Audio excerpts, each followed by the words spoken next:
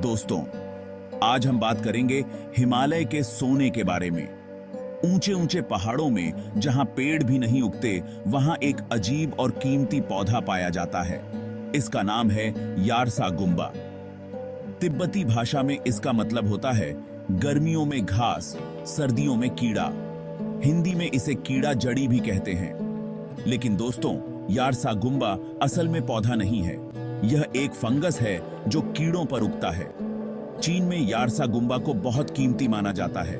ऐसा माना जाता है कि इसके बहुत सारे स्वास्थ्य लाभ हैं और यह बहुत ही दुर्लभ होता है, इसलिए यह बहुत महंगा बिकता है। कुछ लोग इसे हिमालयन व्याघ्रा भी कहते हैं, क्योंकि ऐसा माना जाता है कि यह पुरुषों के लिए बहुत फायदेमंद होता है।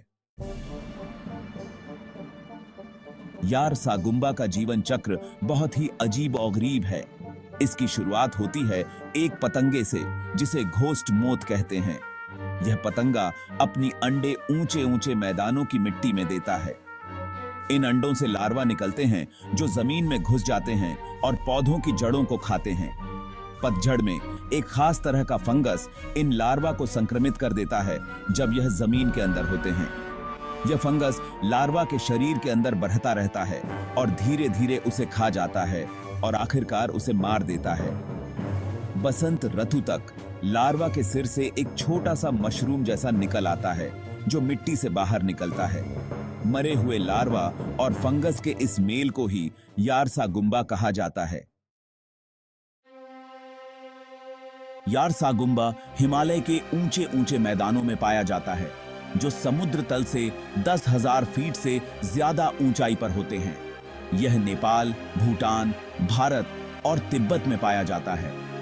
यारसा गुम्बा इकट्ठा करने का सबसे अच्छा समय बसंत ऋतु होती है, क्योंकि तब तक फंगस पूरी तरह से विकसित हो जाता है और जमीन के ऊपर दिखाई देने लगता है।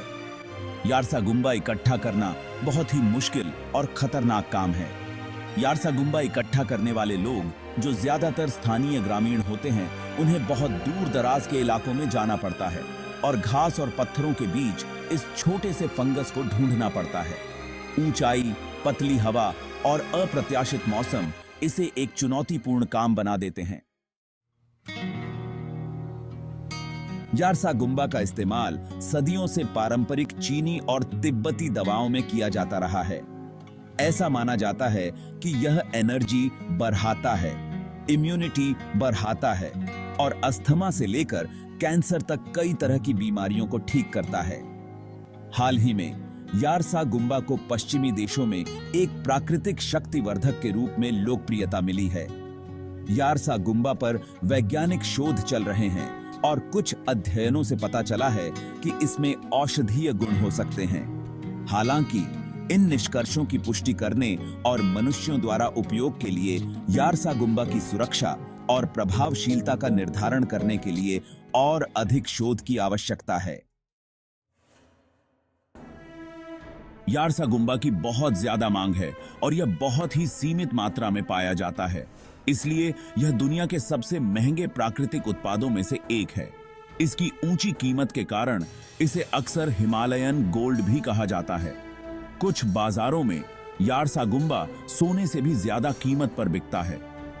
यारसा गुम्बा के व्यापार का उन हिमालयी समुदायों की अर्थव्यवस्थाओं पर महत्वपूर्ण प्रभाव पड़ा है जहां यह पाया जाता है। कई ग्रामीणों के लिए यारसा गुम्बा इकट्ठा करना और बेचना आय का एक प्रमुख स्रोत है। हालांकि यारसा गुम्बा के अत्यधिक दोहन ने इसकी स्थिरता के बारे में चिंताएं पैदा कर दी हैं।